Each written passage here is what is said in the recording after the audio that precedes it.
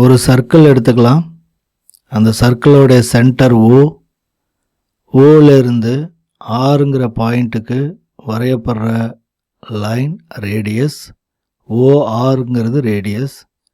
இந்த ரேடியஸோடைய லைனை எக்ஸ்டெண்ட் பண்ணி கோடேஞ்சன்ட் லைனில் எந்த பாயிண்டில் இன்டர்செக்ட் ஆகுதுன்னு பார்த்தோம்னா அது ஏங்கிற பாயிண்ட்லேருந்து ஒரு பெர்பெண்டிகுலர் லைன் வெர்டிக்கல் டயாமீட்டருக்கு வரைஞ்சோம்னா அந்த லைன் வெர்டிக்கல் டயாமீட்டரை பிங்கிற பாயிண்டில் இன்டர்செக்ட் பண்ணும்.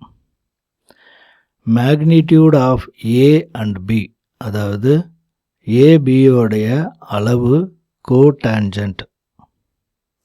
இந்த கோடேஞ்சன்ட் ஆனது வெர்டிக்கல் டயாமீட்டருக்கு ரைட் சைடு இருந்ததுன்னா அது positive.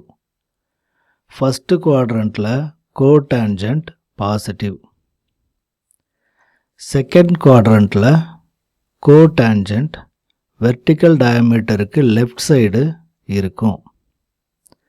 ஓஆருங்கிறது radius, ஓஏங்கிறது ரேடியஸோடைய extension line.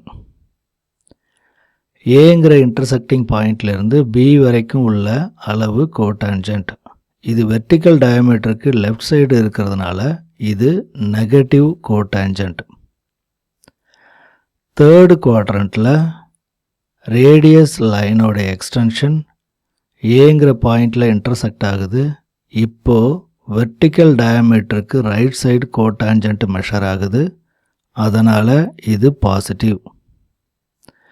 Fourth குவாட்ரண்ட்டில் திரும்பவும் கோடேஞ்சன்ட் லெஃப்ட் சைடு மெஷர் ஆகுது.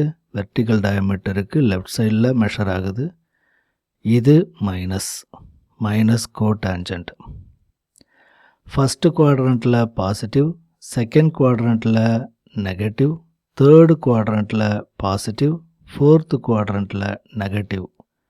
டேஞ்சண்ட்டுக்கு எப்படியோ அதே மாதிரி தான் கோடேஞ்சண்ட்டுக்கும் சைன் அமையும். டேஞ்சண்ட்டும் கோடேஞ்சண்ட்டும் ஒவ்வொரு 90 டிகிரிக்கும் தன்னுடைய சைனை மாற்றிட்டு இருக்கும்.